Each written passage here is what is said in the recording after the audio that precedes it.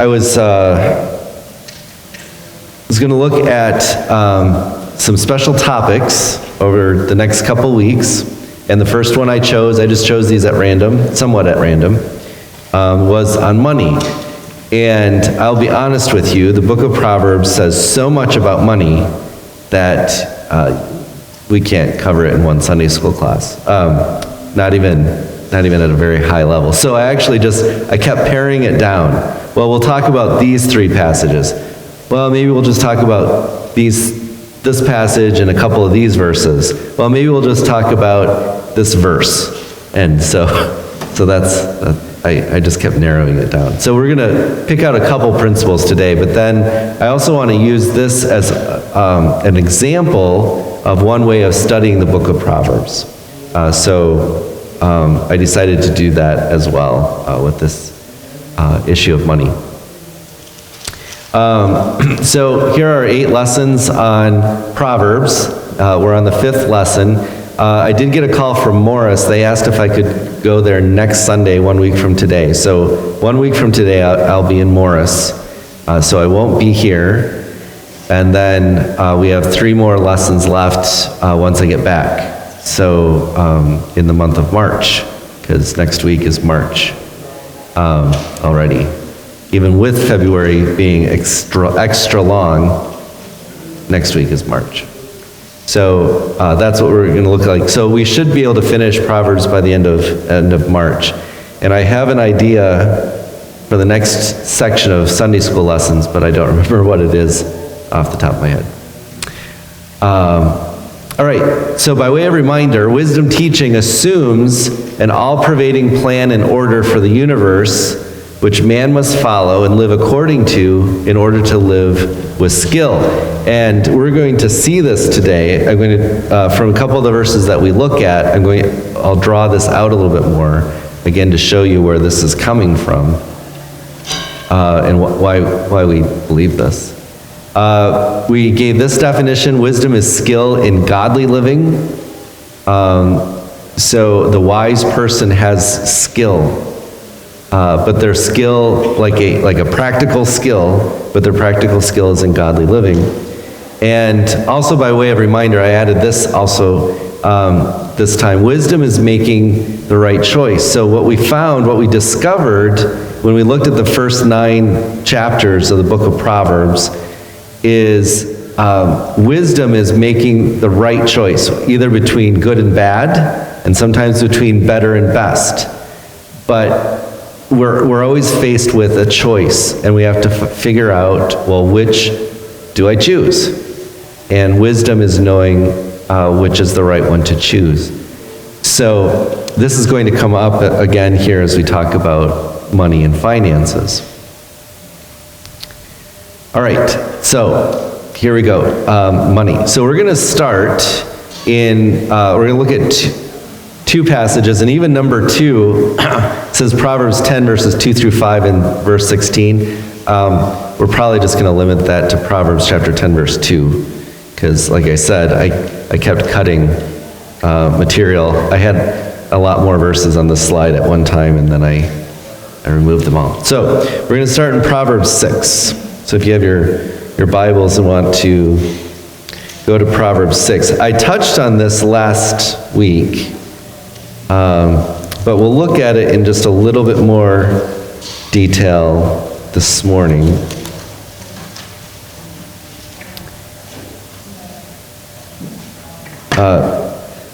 When we look at, starting in Proverbs 10, we often say that the Proverbs are 2-line phrases, and sometimes when you read through a chapter, it seems like they're not, they're constantly changing topics. They're all different. But on occasion, the people who gathered the collection of Solomon's Proverbs will actually group a few of them together. And we'll see that in chapter 10. And it happens again in chapter 11 around finances too. But we'll start with chapter 6. All right, so Proverbs 6 verses 1 through 5 says this: "My son, if you have put up security for your neighbor, have given your pledge for a stranger, if you are snared in the words of your mouth, caught in the words of your mouth, then do this, my son, and save yourself. Now, the words security and pledge in the English Standard Version there, those are financial terms. Okay, so this is going to your neighbor and asking for a loan. That's what's happening here. That phrase, if you have put up security for your neighbor, you're taking out a loan. The putting up of the security might be the collateral, for example, but you're asking for a loan from your neighbor. And we mentioned in this last week that what he's saying in this paragraph is it's not wise to borrow money. Okay, so if you have a choice where you have to borrow money or not borrow money, the wiser choice is to not borrow money. Now, there are Old Testament laws around interest rates and what interest you can charge and when you can charge it and to whom you can charge it and when the debt was forgiven. But the Old Testament law was against debt. Okay, it was not in favor of debt. And in fact, every 7 years, any debts that you had would be cleared, just wiped off the books. Okay, they'd be forgiven in the year of Jubilee. So it was always better if you had to take out a loan, take it out in the 6th year, not the 1st year. Because in the 6th year, then it would be wiped out. If you didn't pay it back, it would just be wiped out the next year. But if you took it out the 1st year and you couldn't pay it back, well, then you would be a slave. You had to work it off from years 2 through 6. And then if you still couldn't work it off, then it would be forgiven. Okay, so that's a broad Old Testament principle. And here it says it's not wise to borrow money. So what do you do if you have to borrow money? How do you get out of it? Well, the first one is pay it off as soon as possible. So in verse 3, you'll see, so he says, do this, my son, and save yourself. So what do I do? I had to borrow money. What do I do? Oh, in verse 2, I mentioned this last week too. That's just a vow. It doesn't necessarily have to be a loan. It could just be a promise. I will do this. I will, come over to your house and, paint your barn or something. I don't know. And then I don't fulfill my vow. I don't fulfill my promise. But verse 1 is specifically talking about money. He says, do this and save yourself, for you have come into the hand of your neighbor. That means that you're under your neighbor's control now.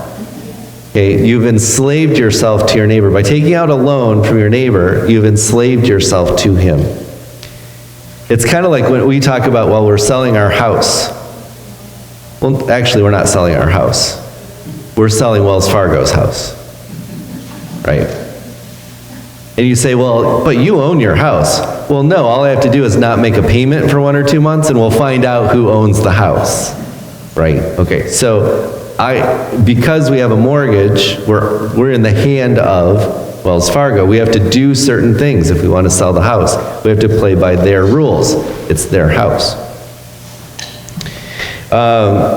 So what do you do? Well, the first thing you do is you pay it off as soon as you can. He says, go, hasten, so go fast, or humble yourself, and plead urgently with your neighbor. Give your eyes no sleep, your eyelids no slumber. Save yourself like a gazelle from the hand of the hunter. That would be run away really fast. Okay, like a bird from the hand of the fowler. In other words, to get out of this predicament, pay it off as soon as possible. So practically, how does this work? Well, when our younger daughter, Olivia, wanted to major in music, I said, okay, we're looking at private college if you want a good program. No offense to my employer, but they would probably say the same thing. If you want to study music, you're going to probably go to a private college. You're not going to go to a state college. All right, so, and it's probably going to be more expensive. So what can we afford? And there are some that were just too expensive. So she did the research, and there were some that was like, it's just not a question, it's way too expensive. Okay. So when we ended up looking at St. Mary's and looking at scholarship opportunities, and then we looked at our finances and her finances and said, okay, I drew up 3 different scenarios, 4-year plans for paying off her college debt. And so that she would graduate debt-free, okay, and not have to take out any loans.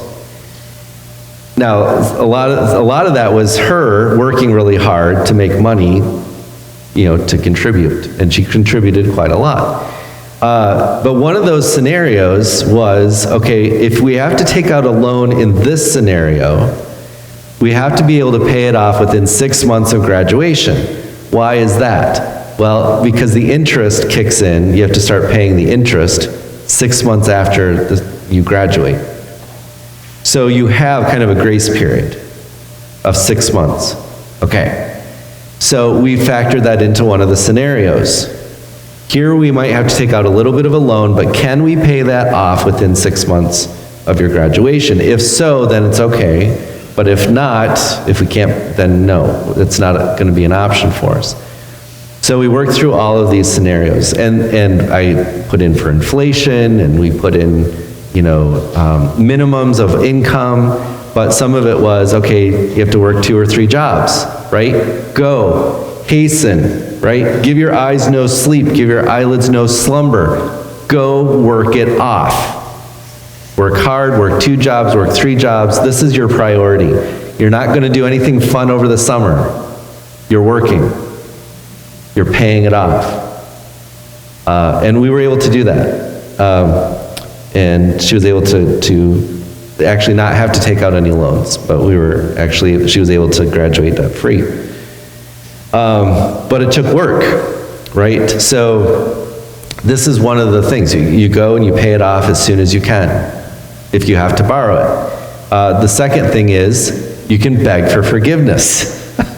So in the Old Testament economy, you could beg, the 7th year, you would be forgiven. So when he says you can go to your neighbor and plead with your neighbor, okay, so in some cases you can just beg for forgiveness. But ideally, you wouldn't have to be in a situation where you have to borrow money. Now, I have heard mortgages being one, that there are could be some exceptions to that if you have to borrow money for things. Don't borrow money to buy a car, because as soon as you buy the car depreciates in value. And you're literally throwing money away. Buying something like a house that would appreciate in value, then you can actually get something greater out for the money you're putting into it, that you're loaning. So anyway, we won't go too far into those weeds, but so Proverbs 6, 1 through 5, clearly about finances, and the principle there is don't borrow money. It's not wise to borrow money, but if you do, pay it off as soon as you can. All right, so then the second one says, do not be lazy. So we might look at this next paragraph, verses 6 through 11, and think, well, this has to do with laziness and sloth. What does this have to do with money? Because we're talking about money. Well, we'll read this paragraph and this stanza, and I think you'll see it. Verse 6, go to the ant, O sluggard, consider her ways and be wise. Now, of course, this analogy, this verse, chapter 6, verse 8, has also been incorporated into Western tradition forever, and you see it in even a lot of children's stories and things. It's incredible. But anyway, verse 7, without having any chief, officer, or ruler, the ant, she prepares her bread in summer and gathers her food in harvest. How long will you lie there, O sluggard? When will you arise from your sleep? A little sleep, a little slumber, a little folding of the hands to rest, and poverty will come upon you like a robber, and want, or lack of things, like an armed man. So at the end, he actually has a financial application, he being Solomon, has a financial application.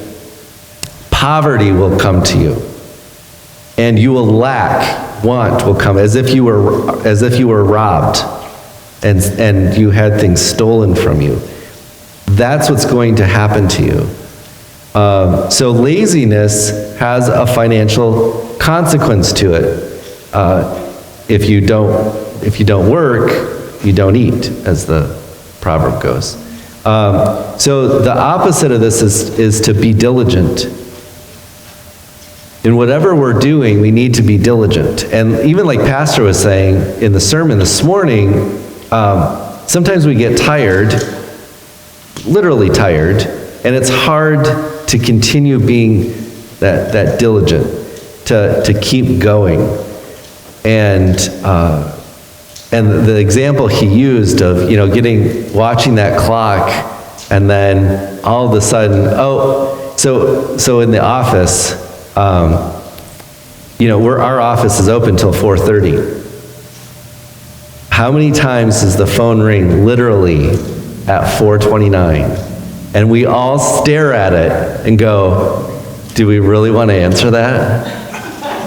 It could be a 30-second call. It could be a 30-minute call.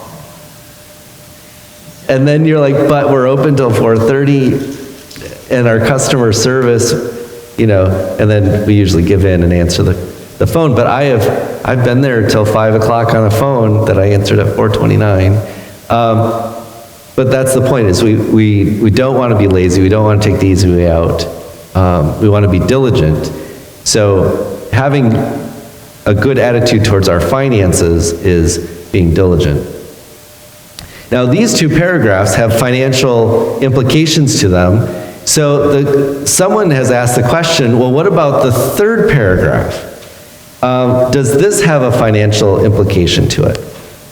So the third paragraph says, a worthless person, a wicked man, goes about with crooked speech, winks with his eyes, signals with his feet, points with his finger, with perverted heart devises evil, continually sowing discord. Therefore calamity will come upon him suddenly. In a moment he will be broken beyond healing. Now, there are no specifically financial terms in this one.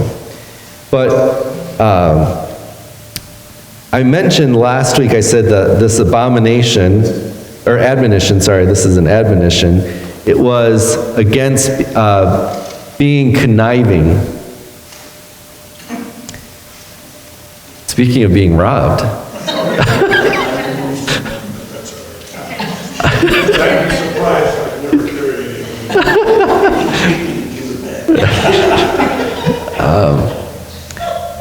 Yeah, we didn't have to talk about thou shalt not steal.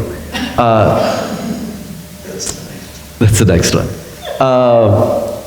But he says, I mentioned about being conniving, okay? But some have thought, well, this also kind of leads towards perhaps financial questions or questions about money in Proverbs, because the person is trying to get gain of some kind. Now, the word again for money is not listed here. By conniving, he's trying to take shortcuts. So you have the person, when you put these three together, it's like, well, what are you supposed to do to get money? Well, you're supposed to work for it. You're supposed to do your own work and work hard. You don't borrow it from other people. You don't be lazy. You be diligent. And you don't take shortcuts. In other words, the quick, rich schemes, the playing the lottery, the gambling, going to the casino. We don't do those things in order to get money. The way God has designed the world, the way he's designed things to work, from Genesis chapter 3, was that man is supposed to work for the benefit, for the reward. And this is before the fall. Remember, Adam is supposed to manage the garden. He's supposed to work the garden, and then he can eat from it. That work wasn't part of the curse. What was part of the curse is, now that we're cursed, it's hard work. Now it's the sweat of the brow, right? Then there was no, thorns to deal with. There were no worms in the apples, so to speak. But now we've got, you want to try to bring in a harvest, and you've got bad dirt, and you've got weeds that creep in, and you've got bugs that creep in, and you've got birds that come down and eat things, and it's now hard work. That's the curse. But the idea that man is supposed to work and be rewarded for his efforts accordingly, that goes all the way back to the Garden of Eden. And that's the biblical principle. So we're not supposed to take shortcuts in trying to get rich or get rich quick or follow one of these pyramid schemes or those types of things. Going to the casino and making a donation. There's a retired gentleman who talks about, he makes his donation once a week to the casino, because he never wins, but he just goes. I think that's kind of what, if we take these three in that light, we could take them that way. So any questions or comments on Proverbs 6?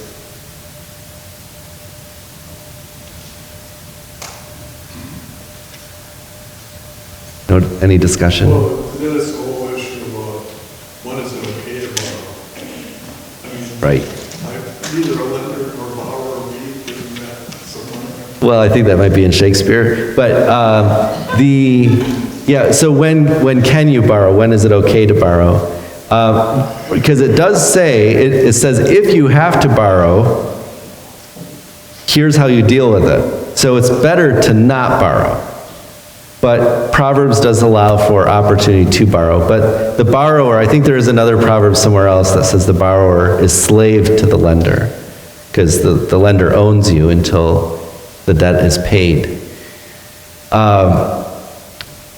So it's always trying to think of what's wiser. So that's why taking out a loan to buy a car is not considered the best use of money, because as soon as you take the car off the lot, you've already lost a high percentage of the value of that car.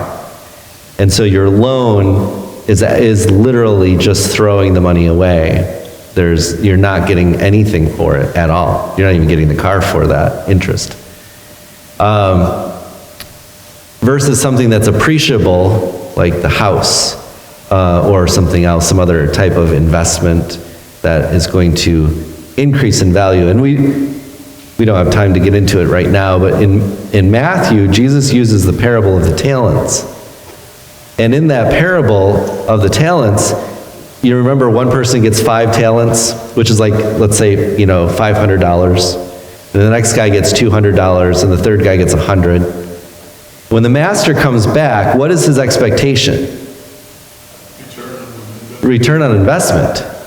I gave you $500. What did you do with it to get me more money, to make money on the money I gave you?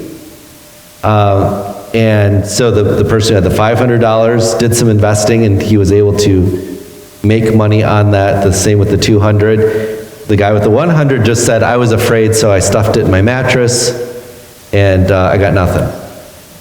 Okay, and so that was taken away from him and given to the other one, and he was beaten and thrown out.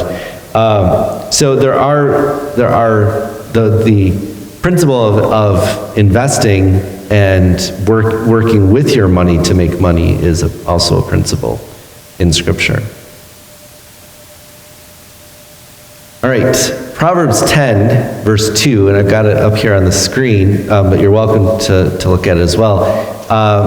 Treasures gained by wickedness do not profit, but righteousness delivers from death. Okay, so this is one of our little 2-line sayings, and actually verses 3, 4, and 5 all seem to pertain to money as well. But I thought I'd just focus on this one. So you'll notice that in the first half, treasures gained by wickedness do not profit, and that profit is financial. Treasures is financial, that's all financial terms. But righteousness delivers from death. So in that, the first one we have gained by wickedness. So the means by which we're getting our treasure, we're gaining our treasure, is by wicked means. So he's saying, if you use wicked means to try to gain treasure, you don't profit at the end. And so what is profit? Right? Well, if I have this much money and I get this much more, I have profit, right? That's the word here. I've made money. So if we use wicked means to gain treasure, we don't actually profit anything. That's what he's saying. What we get doesn't outweigh the wickedness that we've done. So you remember from chapter 3, Proverbs 3, we talked about when you choose the beginning of a way, you're also choosing the end of that way. And this is an attitude in Proverbs, an attitude we need to have when we read Proverbs. Well, here's an example of that. If you choose the path of wickedness, you don't actually gain anything at the end of the day. You might get some treasure here, on earth, but you're losing something. Okay. And we know that, like, around here, we see this all the time. People will break into a garage, break into somebody's home, steal a few things, go sell them real quickly, take the money, go buy drugs, right? Go buy alcohol, go get strung out.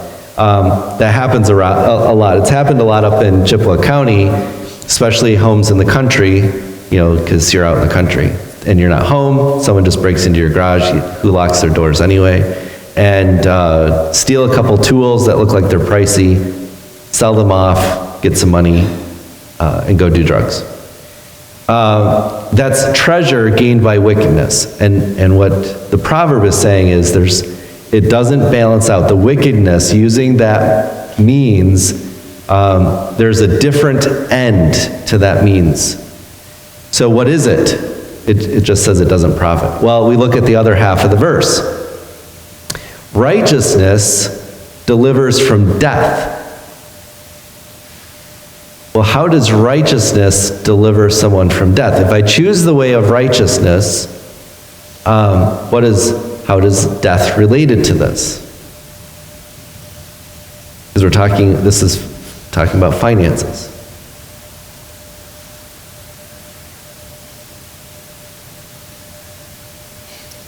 Was there a question there?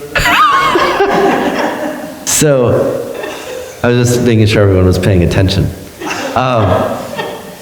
But the idea is, if you choose the righteous path, whether or not you gain financially in this life, the end of that path is profitable in that sense. Not in tangible money, but profitable in that you escape from death because you're going to be declared righteous by God at the judgment in the Old Testament eschatology. So there's the means by which we pursue money. How do we say it? The ends don't justify the means. Okay, so the means are more important than the ends. This is what Proverbs is teaching us here. Now, I wanted to take this, I think, a little bit farther.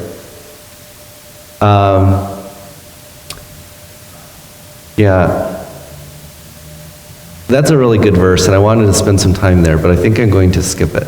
Okay. And I'm going to stick with verse 2 here for a minute. Oh, yeah, and then I forgot to change this slide.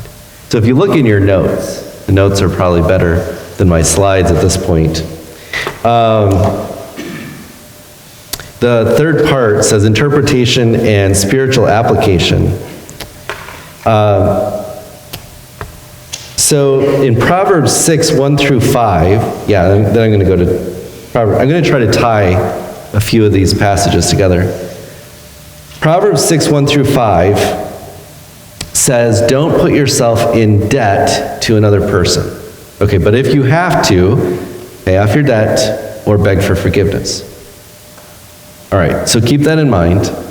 Then Proverbs 10:2 says, contrasts the way of the wicked with the way of the righteous. Remember, it said the treasures gained by wickedness versus righteousness. Okay, so it's contrasting wickedness and righteousness. Now, I'd like you to look at Psalm 1, because Psalm 1 makes a similar contrast. Oops, Psalm comes before Proverbs.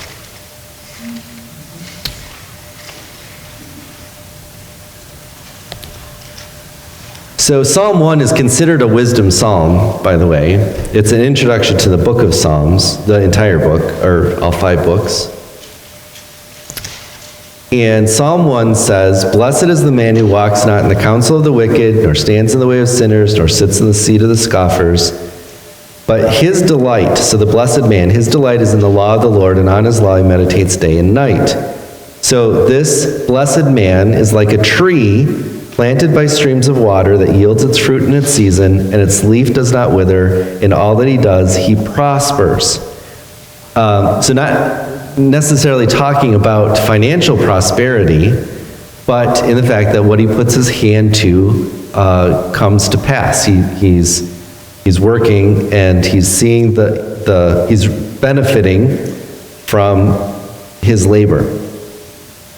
Verse 4, "The wicked are not so, but are like chaff that the wind drives away." Verse 5, "Therefore the wicked will not stand in the judgment, nor sinners in the congregation of the righteous. For the Lord knows the way of the righteous, but the way of the wicked will perish." So you notice that then in verse 6, the way of the righteous is contrasted to the way of the wicked, like it is here in Proverbs 10:2. And so what I'm looking at is, okay, this idea of profit versus death. Righteousness delivers from death. What does that mean? Verse 5, it says, "The wicked will not stand in the judgment, nor sinners in the congregation of the righteous." So in Old Testament eschatology, so the way that the Old Testament looks at the future, there is going to be a day when the people of Israel, the ones who lived in the Old Testament time, all the way up to the time that this happens. It hasn't happened yet. It'll happen in the future. There will be a time where there's a judgment. And all the Old Testament people will be resurrected from the dead, and the Lord will judge them. Now, we know that it's going to be Jesus Christ who judges them. But the Lord is going to judge them. And the idea of the courtroom is in verse 5. When it says they can't stand in the judgment, it means that when the judge is sitting on his throne and the wicked comes to be declared righteous or guilty, normally they would stand, literally stand up. They can't stand because they're guilty, they're wicked, and they're condemned. And the righteous, though, enter